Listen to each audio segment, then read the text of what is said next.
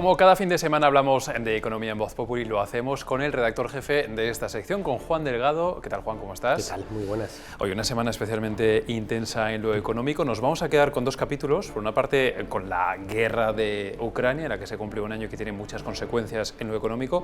Y enseguida hablaremos también de la misión del Parlamento Europeo que ha estado esta semana en Madrid. Te voy a pedir una evaluación y una nota que no le han puesto de 1 sobre 10, que tú me la des.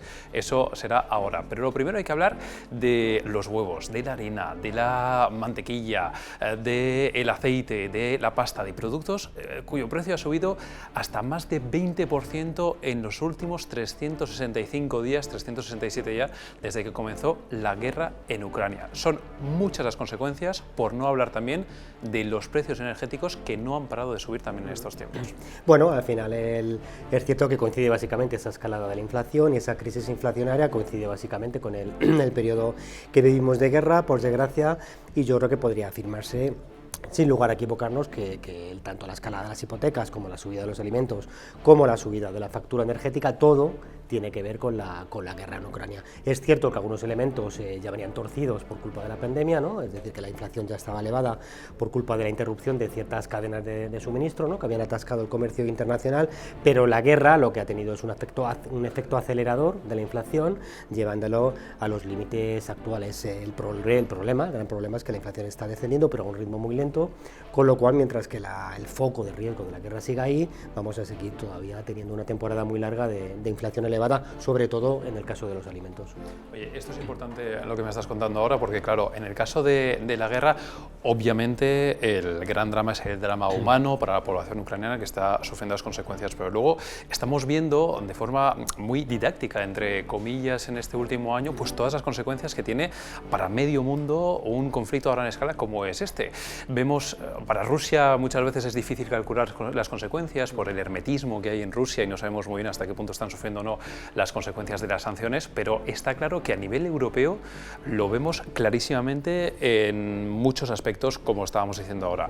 La pregunta es, en los próximos meses, ahora que ya llevamos un año que ya estamos un poquito avisados de los efectos, entre comillas, ¿podemos ver cómo todavía nos va a seguir afectando o digamos que ya hemos aprendido lo que hay y sabemos manejarlos? Sí, nos sigue afectando. En primer lugar, hay que recordar que bueno, pues tras la pandemia, lo normal es que en 2022 la economía europea debería haber vuelto a la normalidad, cosa que no ha ocurrido, es decir, que la guerra ha postergado la salida de la crisis. En el caso de España, lo más probable es que hasta principios de 2024 no recuperemos los niveles previos al COVID. Paralelamente, lo que provoca la guerra de Ucrania es una situación de incertidumbre constante, es decir, a la hora de tomar decisiones de inversión, por ejemplo, pues claro, quien mueve el dinero está pendiente de que en cualquier momento la guerra se pueda torcer. ¿Qué va a ocurrir en los próximos meses?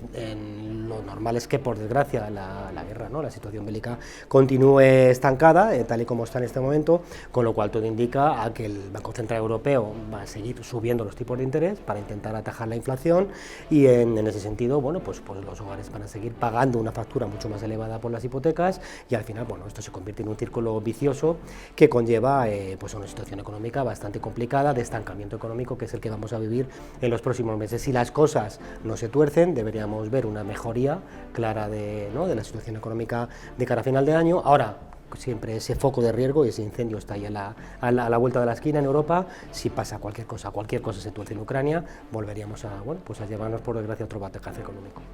Y Juan, frente a esto quería preguntarte por las acciones que está llevando a cabo el Gobierno de España para hacer frente a las consecuencias económicas y a la inflación en general, porque hemos visto muchas ayudas, hemos visto bajadas de IVA a productos de primera necesidad, cheques para las familias más vulnerables, las ayudas, por ejemplo, también a la gasolina, que ahora ya no tenemos. Son un montón de ayudas las que se han ido poniendo, pero no sé si siempre bien encauzadas o no, y sobre todo si al final del camino han llegado a quienes realmente las necesitaban. Te lo digo porque tú estás publicando una columna este fin de semana bastante crítica al respecto. Sí. No, el dinero, a ver, evidentemente las decisiones de gasto para intentar favorecer a la gente que lo necesita, tanto empresas como hogares, son evidentemente bien intencionadas.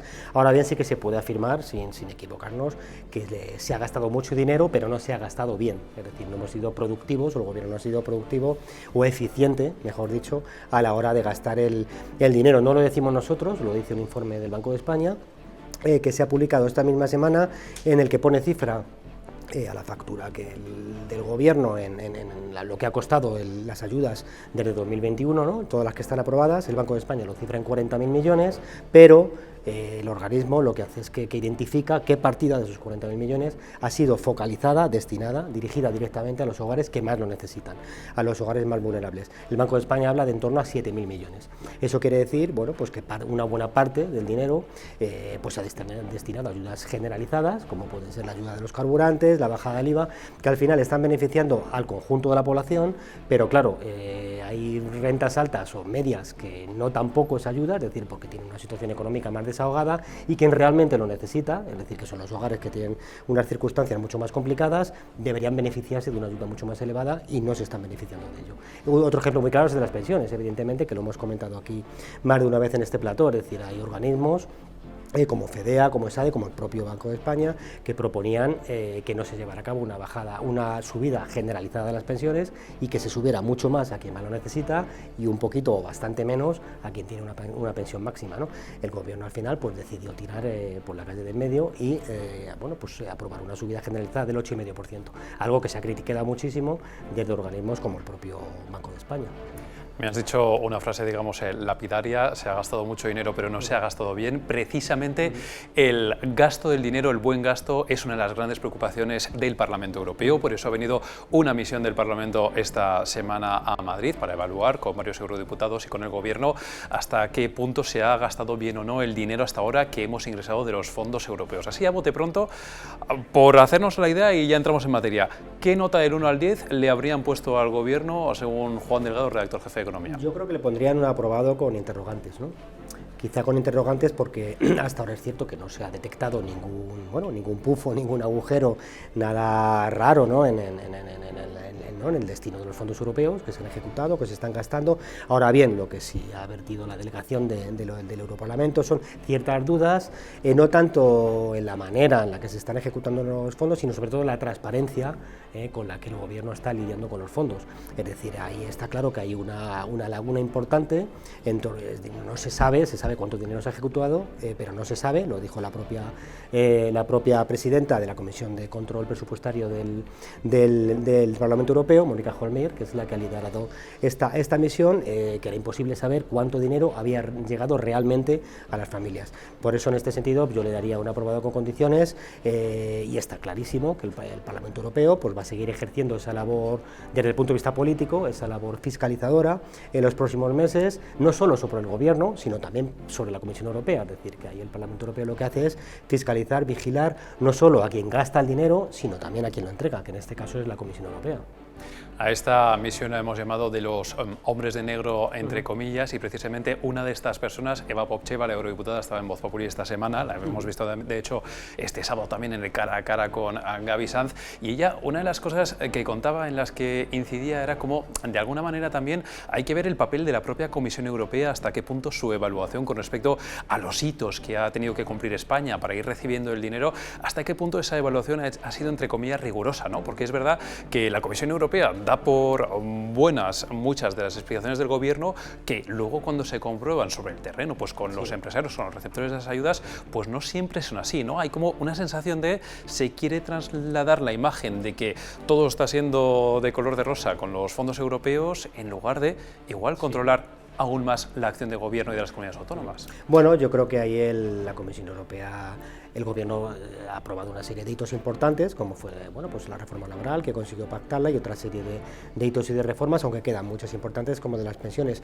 Hasta ahora la Comisión Europea ha ido dando el aprobado, pero sí que da la sensación, y eso lo dice mucha gente, ¿no? de la que está muy encima en la gestión de los fondos, de que existe cierta manga ancha, ¿no? por parte de la Comisión Europea a la hora de evaluar esos hitos. En el fondo de todo, yo creo que hay un elemento muy importante, y es que tanto al Gobierno como a la propia Comisión Europea, a ambas partes, les interesa muchísimo que los fondos europeos sigan adelante, entre otras cosas porque, al final quien pone el dinero no es la Comisión Europea, sino son los Estados miembros y algunos países, los llamados halcones, es decir, los países del norte de Europa, como puede ser Alemania, que es la principal potencia. Pues en su momento les costó dar el visto bueno a esa partida inmensa de dinero, de 750.000 millones, que fue la que se desbloqueó para ayudar ayudar a Europa a salir de la crisis. Es totalmente lógico que haya ciertas reticencias por parte de estos países a la hora de evaluar, bueno, o de calificar si la Comisión Europea lo está haciendo bien o lo está haciendo mal. Digamos que ahí existe, podríamos decir casi que existen dos bandos en este momento, bandos entre comillas.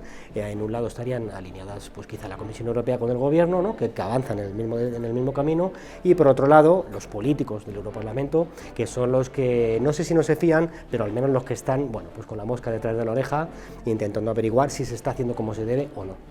Esta misión ha puesto de relieve pues, muchos aciertos, también muchos errores por parte del Gobierno, que otra cosa no, pero es verdad que también se está centrando mucho en tratar de acercar esos fondos europeos a la gente que lo necesita después de la crisis del coronavirus, pero también es cierto que pues, frente a esa opacidad que hay a veces, dificultades, no solamente a la hora de saber por dónde van los fondos, sino las propias trabas burocráticas para poder acceder a ellos, a las que se enfrentan pues, muchas veces los empresarios.